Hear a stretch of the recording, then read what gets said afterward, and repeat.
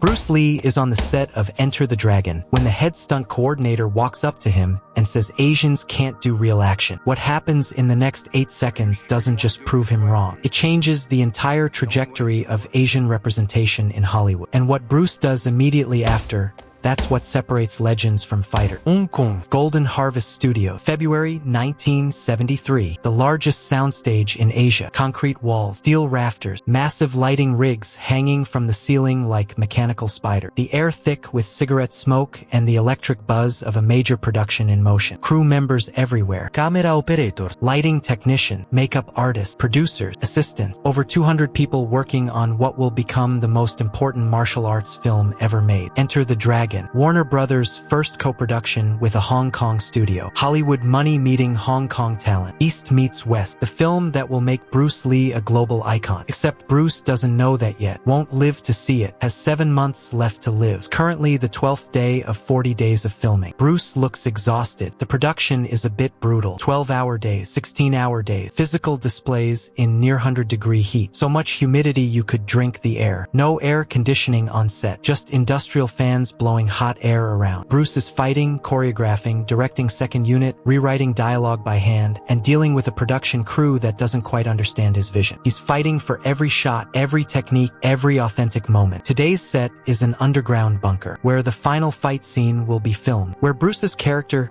Lee, will face the villain's bodyguards at the climax of the film. The set designers built this massive space in a short amount of time. Stone wall, torchlight lighting, mirrors everywhere, designed to create visual chaos during the fight. Multiple reflections, opponents coming from every angle. It looked incredible, but the choreography was a complete nightmare. How can you shoot a fight scene in a room full of mirrors without showing the cameras, the crew, and the equipment? Bruce has been working on this problem for 3 hours. He stands in the middle of the set with his assistant choreographer. He sketches camera angle. He tests the movement. He tries to figure out how to achieve the impossible. His white t-shirt is practically drenched in sweat. His black training pants cling to his leg. His knuckles are bandaged. He's been practicing the fight scenes all morning. He's shown the stuntmen exactly how he wants each technique executed. Speed, power, precision. Bruce's standards were close to impossible. He wants real martial art, real speed. He expects real impact. This was the pinnacle of many fight films at the time, but for Bruce, it had become commonplace. Not the wirework and low-speed camera tricks of Hong Kong cinema. Not the theatrical stage fights used by Hollywood. Real, realistic fighting. The stunt team is struggling. These are professional Hong Kong stuntmen. Guys who've done hundreds of films, but they've never worked with anyone like Bruce. His speed is inhuman. When he demonstrates a technique at full power, they can't see it, can't track it, can barely react to it. He's operating on a different level, and he expects them to match it. Some are rising to the challenge.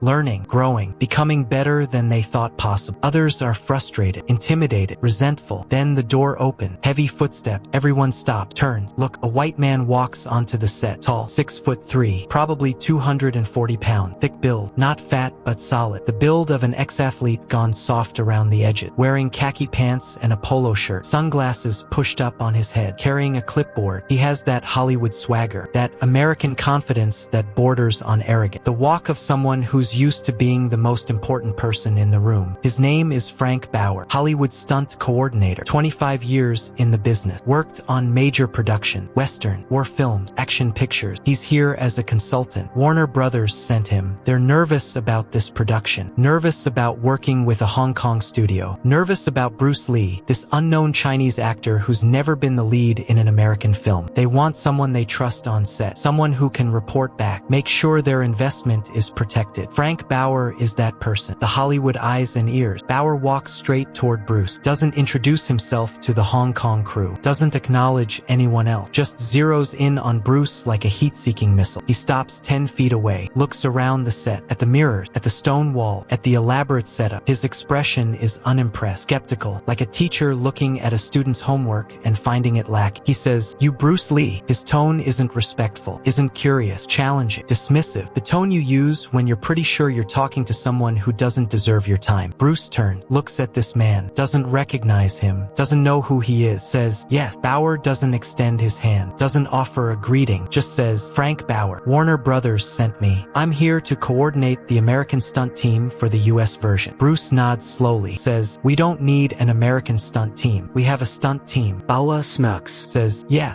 I've been watching. Your team is fine for Hong Kong film, but this is going to play in American theater. We need real action, Hollywood quality action. The set goes quiet. The Hong Kong crew understands enough English to catch the insult. Real action, Hollywood quality. The implication is clear. What they're doing isn't real, isn't good enough, isn't professional by American standard. Bruce's jaw tightens. His hands, which were relaxed at his sides, curl slightly into fists, then relax again. Control, always control. He says, what we're doing is authentic martial art. Real technique, real speed, real power. That's what makes it different from Hollywood action. Bauer Laos actually laughed, not a chuckle, a full condescending laugh. He says, authentic martial art, right? Look, I've been doing this for 25 years. I've worked with the best. I've done hundreds of fight scenes, and I can tell you right now, Asian martial arts don't translate to American audiences. It's too fast, too technical. Americans want big hit, visible impact, slow motion drama. What you're doing looks like a sped up Chaplin film. If you've ever been told your skills don't matter, that your expertise isn't real because you don't fit someone's narrow definition of professional, drop a comment. Let's talk about it. Bruce doesn't respond immediately, just looks at Bauer with this calm, focused intensity. The same look he gives before he demonstrates a technique. The look that makes people nervous when they're on the receiving end. He says, you think what we're doing doesn't work for American audiences? Bauer says, I know it doesn't. Americans need to see the punch land, need to see the reaction. Your stuff is too fast, too subtle, looks fake on camera because nobody can see it. Bruce says, it looks fake because it's real. American fight scenes look real because they're fake, slow, telegraphed, choreographed so obviously that a child can see every move coming. Bauer's smile fades. He says, you're telling me Hollywood doesn't know how to film action? Bruce says, I'm telling you Hollywood doesn't know how to film real martial art. Bauer steps closer, invading Bruce's space, using his size, his height, his physical presence to intimidate. He says, let me tell you something. I've worked with real fighters, boxers, wrestlers, judo champion, guys who actually fight for a living, not dancers, not actors doing movie kung fu, real fighters, and I can tell you,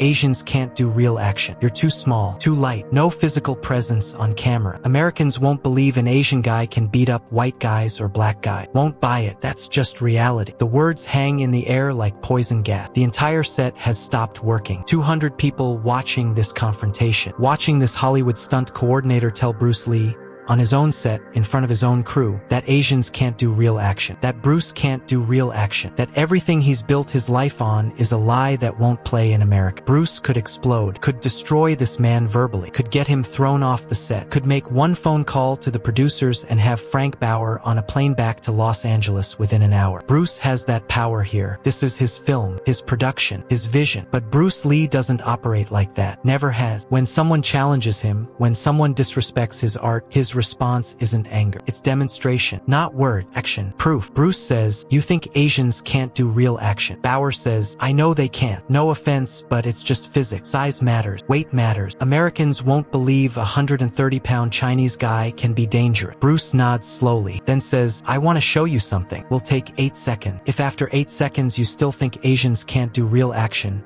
you can coordinate whatever you want. I won't interfere, but if after 8 seconds you change your mind, you leave my set and never come back. Bauer looks confused, suspicious, says, show me what? Bruce says, a demonstration, real action, the kind you don't think Asians can do. Bauer looks around, at the crew watching, at the camera, at the elaborate set. He's trapped. If he refuses, he looks scared, looks like he's backing down. His entire Hollywood tough guy persona crumble. But if he agrees, he's giving Bruce a platform, giving him a chance to prove his point. Bauer's ego makes the choice for him. He says, fine, show me. Bruce tells the crew to clear space. They scramble, move equipment, push cameras aside, create an empty area in the center of the mirror room. 20 feet of open floor, stone beneath, mirrors surrounding, perfect visibility from every angle. Bruce calls over one of his stunt coordinator, a man named Lam Chinging, Hong Kong Cinéma Les Jeunes, one of the greatest action choreographers who ever lived. In 1973, he's 30 years old, already a master, already choreographed dozens of films. He understands what Bruce is about to do, understands the stakes. This isn't just about Bruce's reputation. It's about all of them. All Asian martial artists, all Asian stunt performers, all Asian actors trying to make it in a Western-dominated industry. Bruce tells Lam to attack him. Full speed, full power, real attack, not choreography.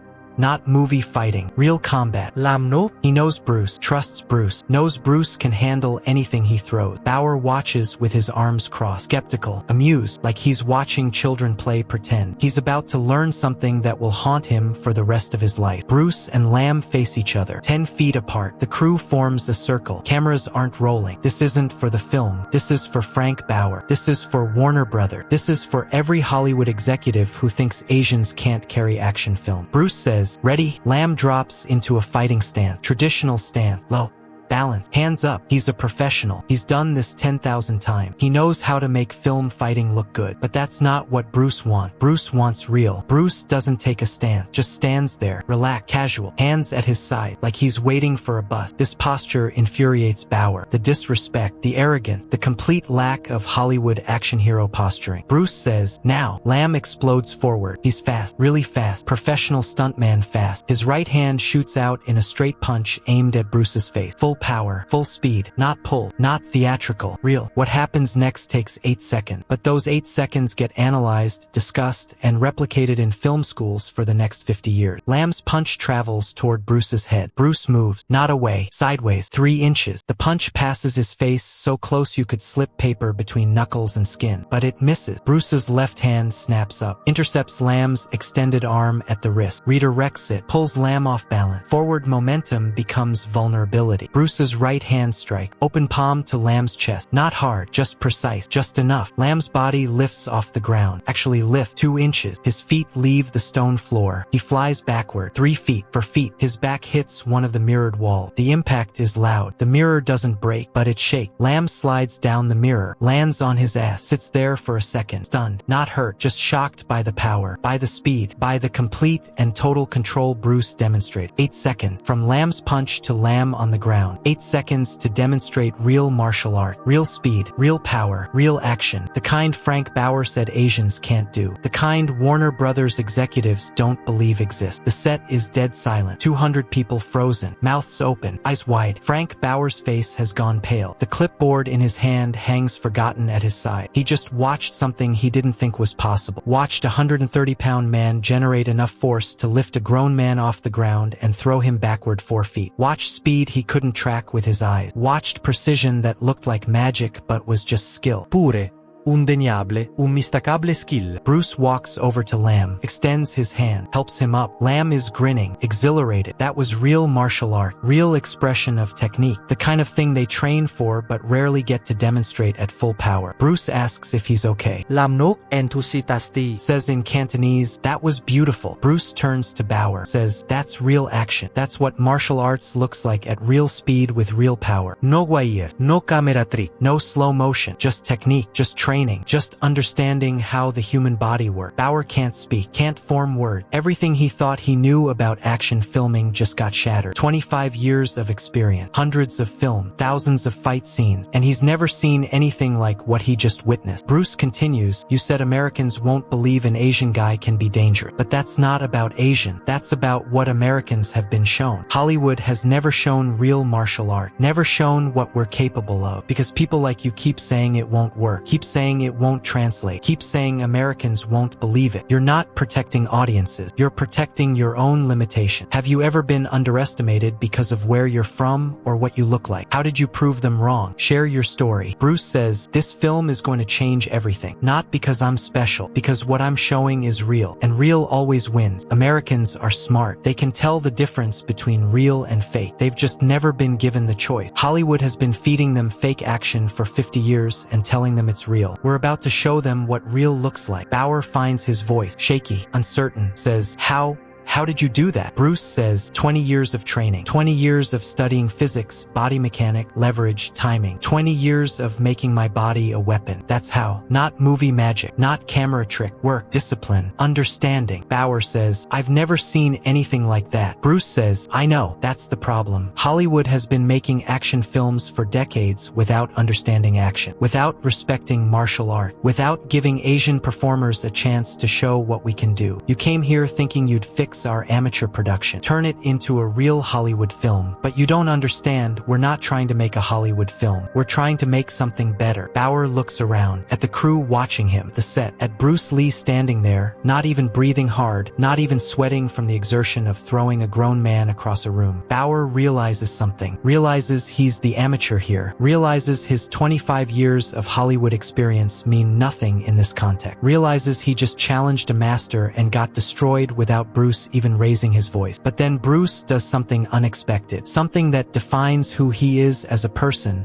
not just as a martial artist. Bruce says, "You can stay if you want." Bauer looks shocked, says, "What?" Bruce says, "You can stay. Watch how we film action. Learn what real martial arts looks like. Maybe take some ideas back to Hollywood. Help change how they film fight scene. I'm not trying to keep secret. I'm trying to spread knowledge, trying to elevate everyone, not just Asian cinema. Ol cinema." Bruce says, "You insulted me, insulted my crew, insulted my art, but you did it from ignorance, not malice. You didn't know what you didn't know. Now you know. So you have a choice. Leave with your pride intact and keep believing what you believe. Or stay, learn, grow, become better at what you do. That's up to you." The set waits, everyone watching Bauer, waiting to see what he chooses, whether ego wins or curiosity wins, whether pride wins or growth wins. Bauer stands there for a long moment, his clipboard still hanging forgotten, his sunglasses still pushed up on his head, his entire worldview cracking and reforming. Finally, he says, "I'll stay." Bruce nods, says, "Good. Grab a chair. Watch. Ask questions, but don't interfere. This is our production, our vision. You're a guest here. Understood?" Bauer says, "Understood." For the next 4 weeks, Frank Bauer watches Bruce Lee revolutionize action cinema, watches him film fights at real speed, watches him use crash zooms and rapid cuts to capture techniques too fast for the naked eye, watches him break every Hollywood rule about fight choreography and create something new, something visceral, something audiences have never seen before. Bauer takes note, fills 3 notebooks, Sketches, camera angles. Studies Bruce's techniques, asks questions during breaks. Bruce answers all of them, patiently, thoroughly, teaching, always teaching, never gatekeeping, never hoarding knowledge. Bruce believes martial arts should be shared, believes techniques should evolve, believes the only way forward is together. When the production wraps, Bauer goes back to Hollywood. Changed, transformed. He starts implementing Bruce's techniques in his own work, starts fighting for real martial artists to be hired on Hollywood production, starts advocating for Asian stunt performer, for authentic action, for respecting the source material instead of diluting it for American audience. Enter the Dragon releases in August 1973. Bruce dies 3 weeks before the premiere, never sees the impact, never knows that his film will gross over $350 million